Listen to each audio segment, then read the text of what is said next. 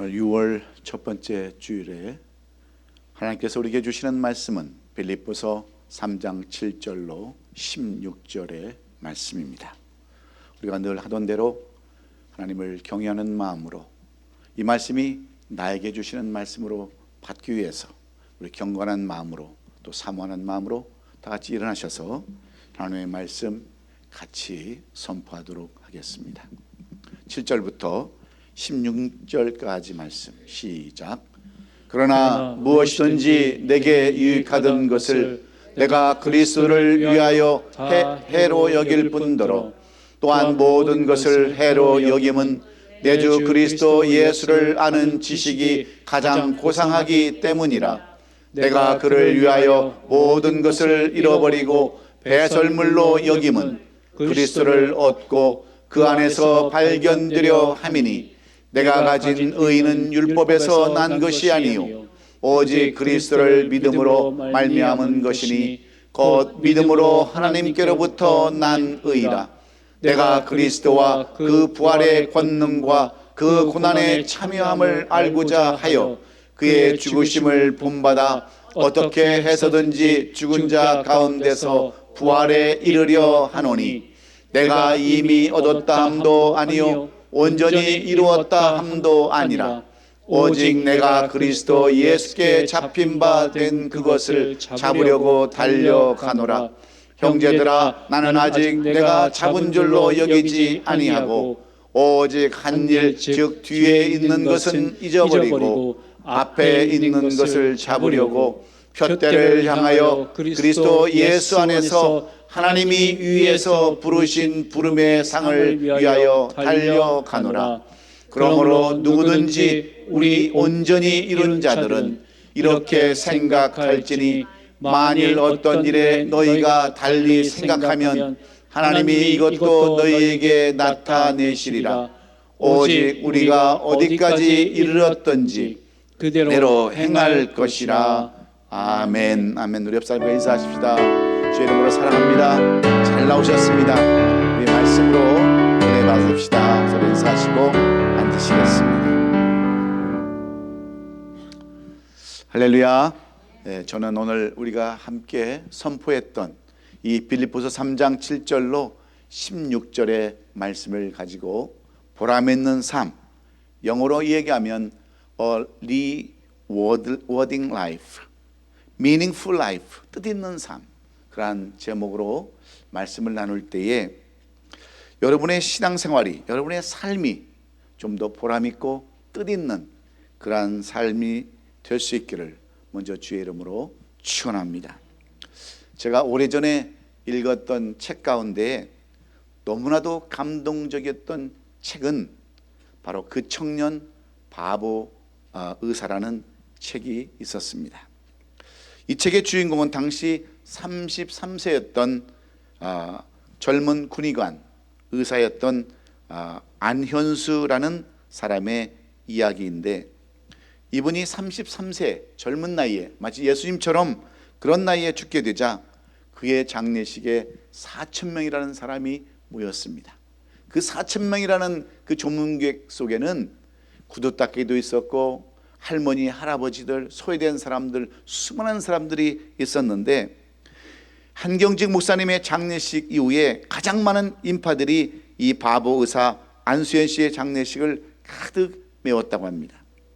안현수 씨는 군의관으로 또 한국 누가의 소속으로 영락교회에 속해 있던 그런 사람인데, 그가 갑자기 유행성 출혈열병으로 젊은 나이 33세에 이 세상을 떠나고 말았습니다. 그가 고려병원에 있을 때는, 인터넷에 있을 때는 많은 그 선행을 했던 사람입니다. 소외된 사람을 찾아가고 또 의료 혜택을 받지 못하는 그런 사람들을 찾아가서 많은 일들을 했을 때 그의 죽음을 안타깝게 여겼던 많은 사람들이 그의 죽음을 안타깝게 여기고, 또 그를 젊은이들은 가장 닮고 싶은 사람 중에 한 사람으로 꼽기도 했습니다. 그가 행한 선행과 헌신은 남들이 써놓은 책 그 청년 바보 의사에 자세히 엿볼 수 있지만, 그가 남긴 드러나지 않았던 수많은 선행들이 알려지면서 안수현 씨에 대한 관심은 세상 속으로 널리 퍼져나갔습니다. 그래서 많은 사람들은 그를 이렇게 불렀습니다. 병원의 업무가 끝나면 그 자기들 아는 사람들 집 앞에 나가서 찬양 테이프를 넘겨주고 말씀 테이프를 넘겨줬던 그런 사람, 주말이면 의료 선교부를 이끌면서 의료 봉사를 나갔던 사람, 또 먹을 것을 늘 항상 손에 쥐고 한방 웃음을 지었던 사람, 그야말로 열심히 살아가는 그러한 모습을 보여주었던 그러한 사람이었다라고 그렇게 그 안수현 씨에 대해서 추모하고 있습니다. 그런가 하면 그의 홈페이지인 싸이월드 미니에는 수많은 사람들이 접속해서 이런 말을 남겼다고 그래요. 예수님을 닮은 사람, 예수님의 흔적을 남긴 사람, 예수님을 생각나게 하는 사람이라고 그의 홈피에 수많은 사람들이 글을 남겼습니다. 한마디로 요약하면 주기만 한 사람, 정말 뜻있게 산 사람, 보람있게 산 사람이라고 그 안수현 씨에 대해서 그렇게 많은 사람들이 글을 남겼습니다. 군의관으로서 교회와 하나님의 공동체를 섬겼던 문화청지기로서 자신의 삶보다는 오로지 소명에 따라 헌신한 크리스천이었다라고 이 젊은 의사 안수현 씨에 대해서 이렇게 그들은 표현을 해놓았습니다. 그래서 안수현 씨가 죽은 지 3년이 지났을 때 그를 잊지 못하는 사람들이 그의 짧은 삶을 그 청년 바보사라는 제목으로 책을 발행했던 것입니다. 그는 참된 크리스천이자 의사로서 그리스도의 사랑을 아낌없이 실천한 사람이었고 순간마다 인간적인 갈등이 찾아왔지만 자신이 가진 것들을 미련 없이 남을 위해서 내버릴 줄 아는 그러한 사람이었기에, 또 생의 기로에 서서 절망하며 두려움을 떨고 있는 환자들을 따뜻한 손으로 맞이했던 그러한 의사였기에 그는 나머지의 인생, 짧은 인생이었지만 그는 정말 보람 있는 삶을 살았다라고 많은 사람들이 칭송하고 그를 닮아가고자 애쓰고 있는 것입니다. 그렇습니다. 이 시대에서 가장 중요한 것은 단 하루를 살아도 보람 있게 사는 것입니다. 사랑하는 성도 여러분, 우리 모두는 한결같이 바라는 소원이 있다면 그것은 단 하루를 살아도 보람 있게 사는 겁니다. 뜻있게 사는 거예요. 한 번 지나가면 영원히 돌아오지 않는 한 번뿐인 귀중한 우리의 인생과 삶을 보람 있게 살고 싶지 않은 사람이 누가 있겠습니까?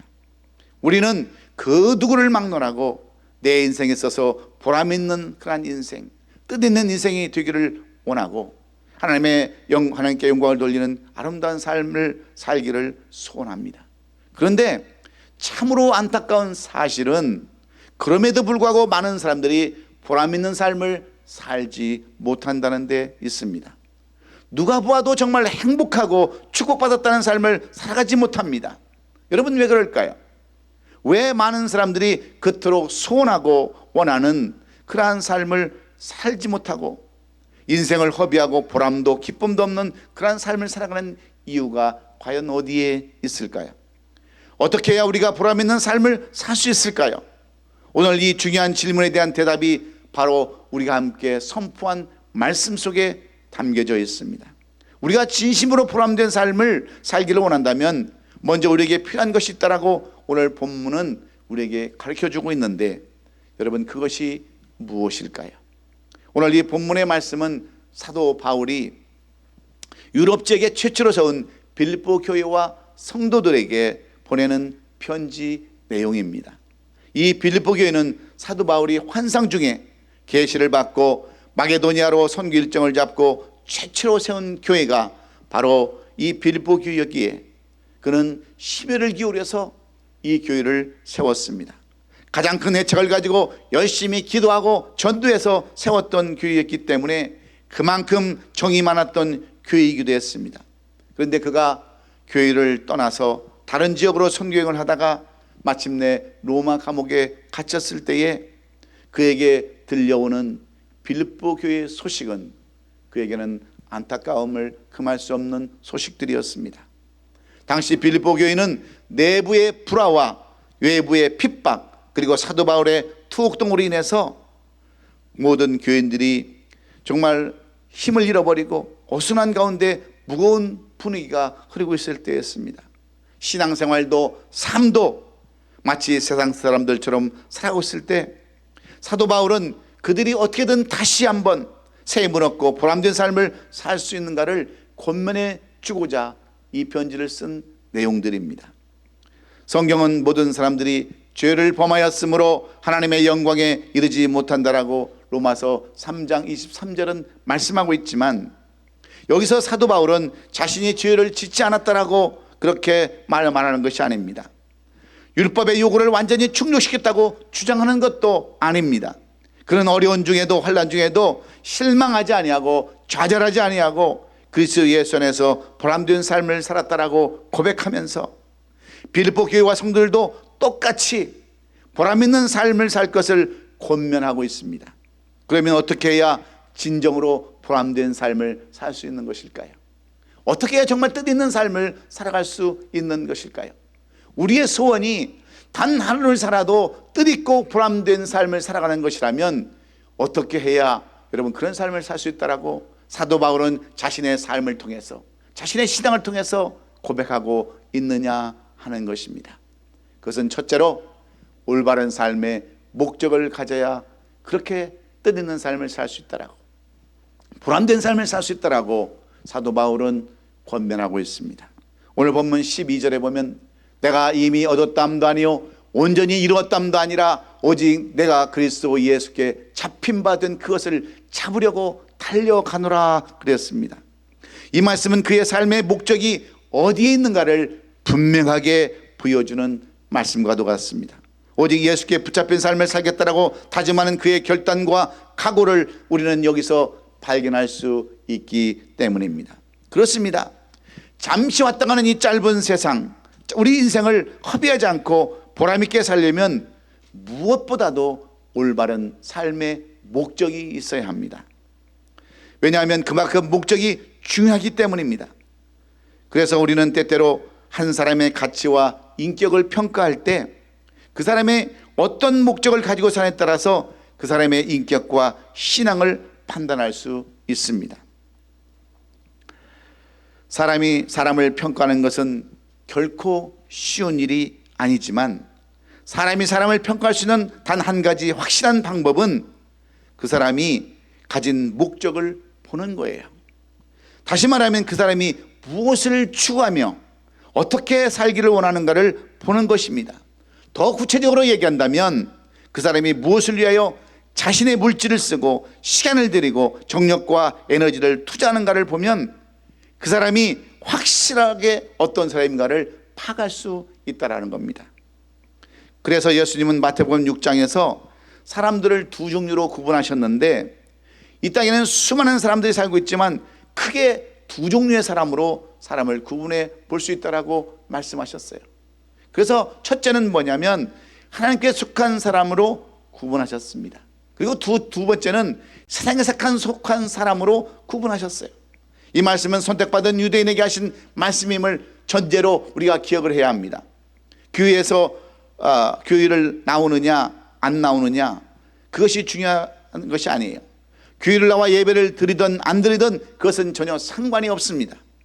교회를 나오더라도 그 안에 하나님의 백성이 있고 이방인이 있다고 하는 그런 말씀입니다. 그렇다면 이 두 종류의 사람들은 무엇에 의해서 이렇게 구분되어졌을까요? 오늘 본문의 말씀은 바로 삶의 목적에 따라서 달라진다라고 가르쳐주고 있습니다. 하나님의 백성은 무엇을 위해서 여러분 살아갑니까? 하나님의 백성은 먼저 그의 나라와 그의 의를 위해서 살아갑니다. 다시 말씀드리면 하나님을 어떻게 하면 기쁘시게 할까? 어떻게 하면 구원받은 은혜를 감사하며 살까? 어떻게 하면 하나님의 신실한 자녀가 될 수 있을까 하는 것들이 목적이 되고 목표가 되는 것을 의미합니다. 그러나 이방인들의 삶은 어때요? 이방인들의 삶은 세상 것에 목적을 둔 삶입니다. 어떻게 먹고 살까? 어떻게 입고 살까? 어떻게 가지고 살까? 이런 데에 목표를 두고 살아가는 것입니다. 의식주가 바로 이방인들의 목적이에요. 이런 사람들은 하나님과 상관없는 이방인들의 모습입니다.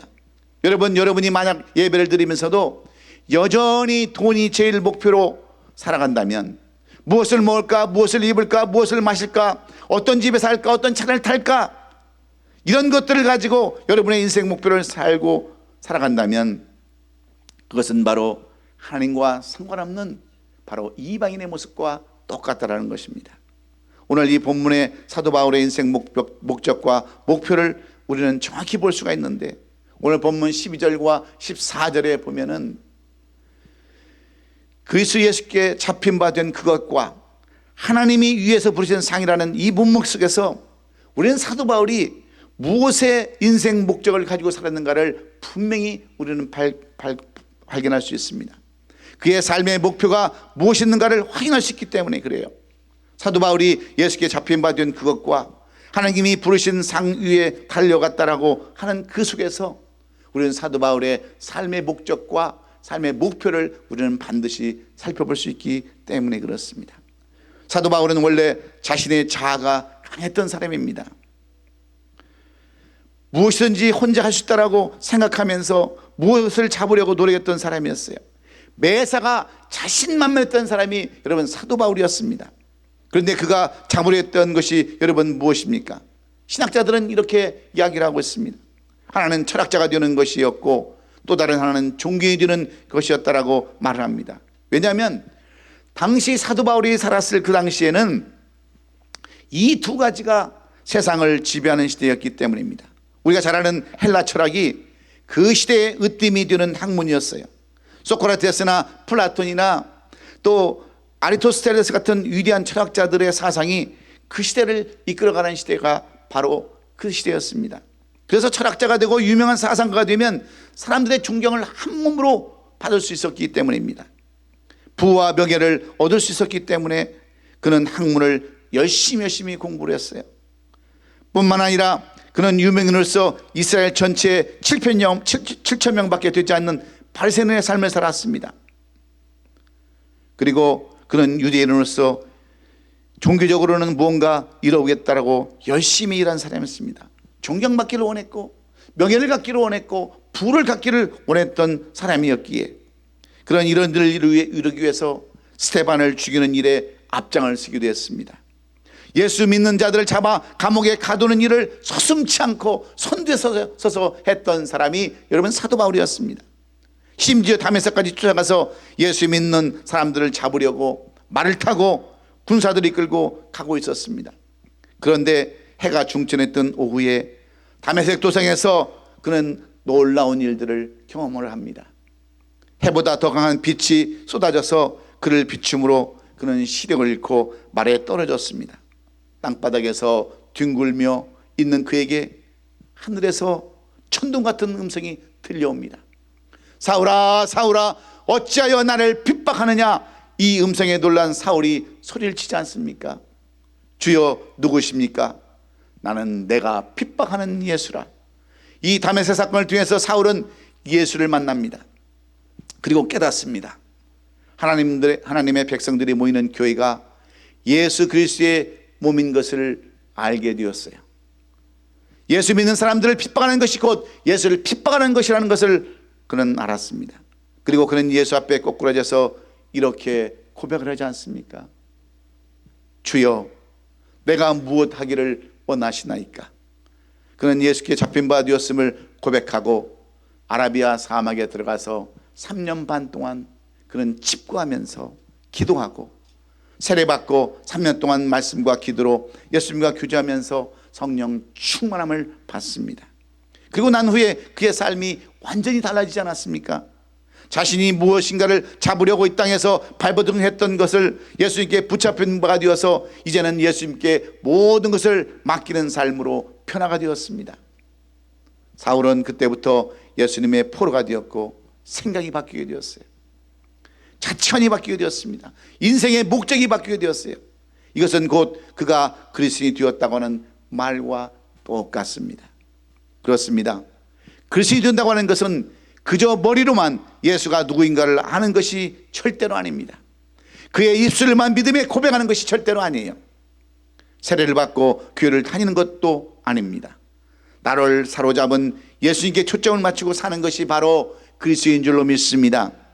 그래서 고린도후서 5장 15절에서 사도 바울은 그가 모든 사람을 대신하여 죽으심은 살아있는 자들로 하여금 다시는 그들 자신을 위하여 살지 아니하고 오직 그들을 대신해 죽었다가 다시 자신을 위하여 살게 함이라, 이렇게 고백하는 줄로 믿습니다. 이 말씀은 예수를 믿는다고 하는 것은 수단을 예수께 맞추는 것이 아니라 목적을 예수께 맞춰야 한다고 하는 의미인 줄로 믿습니다. 오늘날 많은 교인들이 교회는 나오지만 어디에다가 여러분 초점을 맞추고 여러분 살아갑니까? 모두 다 수단에 초점을 맞추고 여러분 살아가지 않습니까? 모두 다 의식주의에 초점을 맞추고 살아갑니다. 그러나 사도 바울은 예수를 만난 뒤에 수단에서 목적으로 인생을 바꿔버렸습니다. 예수께 붙잡힌 바 된 것을 이루기 위해서 사는 삶으로 인생을 완전히 뒤바꾸었습니다. 그렇습니다. 참 신앙이란 삶의 목적을 바꾸는 거예요. 생의 목적이 예수님께 붙잡힌 그것이 되어야 합니다. 우리가 정말 예수 그리스도의 십자가를 깨달았다면 이렇게 변해야 되는 줄로 믿습니다. 어느 날 호련히 찾아오셔서 우물가의 여인처럼 목말라 하는 인생을 생수를 공급하신 그 예수님, 어둠 가운데서 삶의 의미를 모르고 방황하며 살아가던 나를 찾아오신 그 예수님, 나의 모든 죄를 다 용서해 주시고 대독해 주시며 자녀 삼으신 그 예수님, 저 영원한 하늘에 소망을 갖게 하시고 영생을 주신 그 예수님, 그 예수님이 바로 진정한 삶의 보람 있는 삶을 사신 줄로 믿습니다. 그러므로 삶의 목적이 바뀌어야 되는 거예요. 이렇게 살아온 삶의 목적이 바뀌지 않으면 그 누구도 보람 있는 삶을 살 수 없기 때문에 그렇습니다. 여러분, 어디에다 목적을 두고 살아가기를 원하십니까? 그저 먹고 사는데 여러분 삶을 거기다가 목적을 두기를 살고 원하세요? 아니면 정말 주님에게 초점을 맞추고 주님의 목적을 두고 여러분 살기를 원하십니까? 주님께 목적을 두고 정말 선교하고 봉사하고 헌신하는데 목적을 두면 하나님께서 나머지 모든 일들은 다 책임져 주실 줄 믿습니다. 두 번째로, 우리가 정말 보람 있는 삶을 살기를 원한다면, 뜻있는 삶을 살기를 원한다면 사도 바울은 우리에게도 상급이 있음을 알아야 한다라고 말씀하고 있습니다. 많은 사람들은 죽으면 그만이라고 생각을 합니다.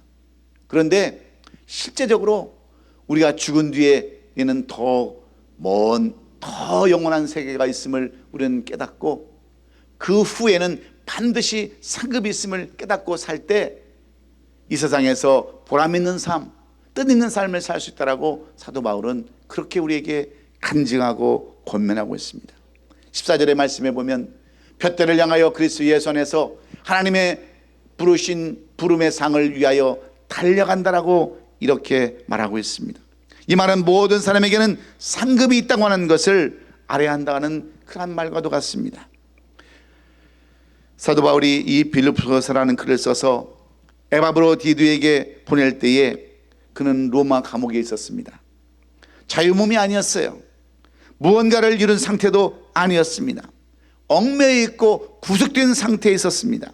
그럼에도 그는 내가 이미 얻었담도 아니요 온전히 이루었담도 아니라 그리스도 예수께 잡힌 바 된 것을 잡으려고 쫓아가노라 고백하는 가운데 오늘 본문 14절 말씀처럼 내가 그것을 위해서 달려간다라고 이렇게 그는 고백하고 있는 것입니다. 여러분, 그 이유가 무엇입니까? 사도 바울은 비록 잡힌 몸이 되었지만 로마 시대의 감옥에 갇혀 있지만 그는 포기하지 않았어요. 절망에 빠지지도 않았습니다. 그는 지금 감옥에 갇혀서 이런 편지를 쓰는 것에도 하늘의 상급이 있다고 하는 것을 그는 알았습니다. 그래서 그는 잡혀있는 것에 대해서도 핑계대지 않았어요. 이유도 되지 않았습니다. 복음을 전하지 못했다고는 그런 이유도 되지 않았습니다. 주어진 환경 속에서도 최선을 다하면 반드시 상 주신다고 하는 상급의 개념을 확실히 가지고 있었기 때문에 그는 짧은 인생을 살았지만, 나중에 순결한 삶을 살았지만 그는 보람된 인생을 살았다라고 이렇게 떳떳이 고백할 수 있는 것입니다. 사랑하는 성도 여러분, 우리가 왜 하나님을 여러분 믿습니까? 하나님이 있다는 것을 믿기 때문에 여러분 우리가 하나님을 믿는 거 아닙니까? 그렇다면 하나님을 안 믿는 사람들은 왜 하나님을 안 믿을까요? 하나님이 없다고 믿기에 안 믿는 것입니다. 그래서 여러분, 상급도 마찬가지예요. 상급이 있다고 믿는 사람들은 상급에 확신을 갖습니다. 상급 받는 삶을 살고자 애쓰며 살아간다고 하는 거예요. 우리가 잘 아는 이스라엘의 최고 영도자였던 모세는 애굽에서 40년 동안 애굽의 궁중에 살았습니다. 최고의 학문과 정치와 무술을 다 익혔습니다. 앞으로 애굽의 왕이 될 수도 있는 그러한 위치에 있던 사람이었는데, 모세는 히브리서 11장 26절에서 뭐라고 고백을 하는 줄 아십니까? 그리스도를 위하여 스물을 애굽의 모든 부하보다 큰 재물로 여겼으니 이는 상주심을 바라봅니다 그랬어요. 그가 애굽에서 얼마든지 왕으로 될 수도 있었던 삶이었지만, 그는 거기에 대해서 관심을 갖지 않았습니다. 목적을 두지 않았어요. 하늘의 상급을 더 그는 바라보고 있었기에 그는 모든 것을 포기하고 그는 도망자의 삶을 여러분 택하지 않았습니까? 우리는 모세뿐만이 아닙니다. 사도 바울은 오늘 이 본문 14절에서 표대를 향하여 예수 그리스도 안에서 하나님 위에서 부르신 부르심의 상을 위하여 쫓아나가라고 말했던 이유는 바로 상급에 대해서 분명한 확신이 있었기 때문에 그렇습니다. 사도 바울은 고린도후서 12장 4절에 보면 그가 낙원으로 이끌려가서 말로 표현할 수 없는 말을 들었으니 사람이 가히 이르지 못할 말이로다, 이렇게 했습니다. 실제로 사도 바울은 삼층천이라고 하는 하늘나라를 갔다 온 사람이에요. 직접 보고 온 사람입니다. 그가 보고 온 하늘나라가 얼마나 기이하고 황홀했던지 말로 표현할 수 없다라고 말하면서 계시록 22장 12절에 보니까 보라, 내가 속히 오리니 내가 줄 상이 내게 있어 그 사람에게 행한 대로 갚아주리라, 이렇게 말하고 있습니다. 여러분, 하늘나라를 직접 보고 체험한 사도 바울이 무엇 때문에 부름에 의해 상을 위해 쫓아간다라고 이야기하고 있겠어요? 하늘에 분명한 상이 있기 때문에 그러지 않습니까? 하늘나라를 보고 왔던, 삼층천을 보고 왔던 이 사도 바울이 이렇게 부르심의 상을 쫓아가는 것은 그 하늘나라를 직접 보고 왔던 그런 확신이 있었기 때문에 그렇습니다. 여러분, 정말 보람된 삶을 살기를 원하십니까? 하늘나라는 심은 대로 거둔다고 하시는 말씀처럼 우리도 상급을 바라보아야 보람 있는 삶을 살 수 있는 거예요. 그래서 이 세상을 살 때 심는 겁니다. 나눠주는 거예요. 베푸는 거예요. 그런 삶을 살지 아니하고 어떻게 여러분 하나님의 상급을 여러분 바라보겠습니까? 심지도 않은데 어떻게 여러분 거둘 수 있겠어요? 그래서 우리는 이 생에 살 때, 이 삶을 살아갈 때, 이 세상에 살아갈 때 하늘의 상급을 바라보면서 최선을 다해서 열심히 헌신하고 수고하고 애쓰는 저와 여러분 될 수 있기를 예수님의 이름으로 축원합니다. 마지막으로 우리가 정말 보람된 삶을 살기를 원한다면, 정말 뜻있는 삶을 살기를 원한다면 사도 바울은 끝까지 충성하고 인내해야 이런 삶을 살 수 있다라고 자신의 삶을 비추어서 이렇게 강조하고 있습니다. 보람된 인생을 사는 것, 하나님을 기쁘게 하는 것, 그 상급받는 삶은 아무나 받는 것이 아니라는 말씀입니다. 그래서 사도 바울은 오늘 본문 16절에서 오직 우리가 어디까지 이르든지 그대로 행할 것이라 그랬습니다. 무슨 일을 하든지 어떤 형편이 어떠하든지 최선을 다하라는 거예요. 영어로 보면 keep going이라고 이렇게 써놨습니다. 주어진 일에 충성하며 최선을 다하라는 그러한 의미입니다. 참고 인내라는 말씀이에요. 왜냐하면 보람된 삶은 그냥 얻어지는 것이 아니기 때문입니다. 수고와 노력과 희생이 있어야 하기 때문에 사도 바울은 고린도후서 9장 24절에서 운동장에서 다람질하는 자들이 다 달릴지라도 오직 상을 받는 사람은 한 사람인 줄을 너희가 알지 못하느냐? 너희도 상을 받도록 이와 같이 다름질하라, 최선을 다하라, 인내하고 참고 견뎌라, 이렇게 말씀하고 있는 줄로 믿습니다. 사랑하는 성도 여러분, 세계에서 가장 높은 산을 여러분은 어떤 산이라고 알고 있습니까? 바로 네팔에 있는 에베레스트 산이라고 우리는 알고 있지 않습니까? 그 높이가 무려 8,884m입니다. 이 산은 만년설로 뒤덮여 있고 가파르기로 정평이 나 있는 산입니다. 산소가 부족해서 산소통을 가지고 가지 않으면 올라갈 수 없는 그런 산이고, 일기가 험악해서 인간의 접근을 허용하지 않는 산으로 유명합니다. 그래서 옛날에는 그 산을 보기만 했지 그 산을 정복하는 사람이 없었는데 1953년 이 산을 가장 처음으로 정복한 사람이 있습니다. 그 사람은 바로 뉴질랜드 출신의 에드먼드 힐러리라는 사람입니다. 그는 셀파였던 텐진과 함께 이 에베레스트를 정복한 후에 많은 사람들에게 꿈을 심어주었어요. 용기와 소망을 주었습니다. 아, 우리도 하면 되는구나, 우리도 할 수 있구나, 불가능이란 없구나 하는 인간의 위대함을 온 세계에 알렸습니다. 그래서 그는 영국 정부로부터 그 공로를 인정받아서 일반 개인이 에드먼드 힐러리 경이라고 하는 그러한 칭호로 받고 또 영광스러운 자리에 섰습니다. 그때 사람들이 물어봤어요. 신문기자들이 물어봤습니다. 어떻게 그런 영광스러운 자리에 섰을 수 있었느냐고 소감을 물을 때 그는 이렇게 얘기를 했어요. 나는 한 발 한 발 저 산을 바라보며 나갔을 뿐입니다. 위를 바라보고 정상을 바라보고 인내하며 나갔을 때에 이렇게 보람된 인생이 준비되어 있는 줄 저는 미처 몰랐습니다라고 소감을 발표했어요. 참고 견디고 인내하면 높은 산도 정복할 수 있다는 거예요. 인생이 바뀌고 삶이 바뀔 수 있다고 하는 그러한 말씀입니다. 그래서 예수님도 인내한 삶을 살지 않았습니까? 그 숱한 조롱과 핍박을 받으면서 꿋꿋이 견디고 이기심으로 말미암아 분명한 목적을 가지고 하나님의 영광을 위해서 예수님은 사셨어요. 반드시 상급이 있음을 알고 죽기까지 순종하여서 부활의 은총을 입으셨습니다. 끝까지 충성하는 삶을 사셨기에 우리 구주가 되신 줄로 믿습니다. 사랑하는 성도 여러분, 그렇습니다. 지금까지 정상에 오른 훌륭한 사람들, 성공한 사람들, 보람된 인생을 살았던 사람들의 공통점은 여러분 무엇이었습니까? 올바른 삶의 목적을 가진 사람들이었습니다. 상급이 있음을 알고 그 뒤에는 반드시 아름다운 열매가 있음을 알고 살았던 사람들입니다.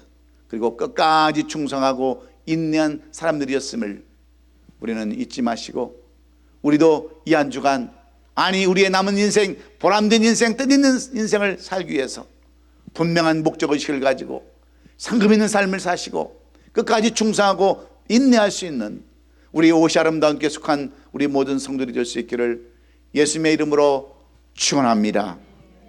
기도하겠습니다.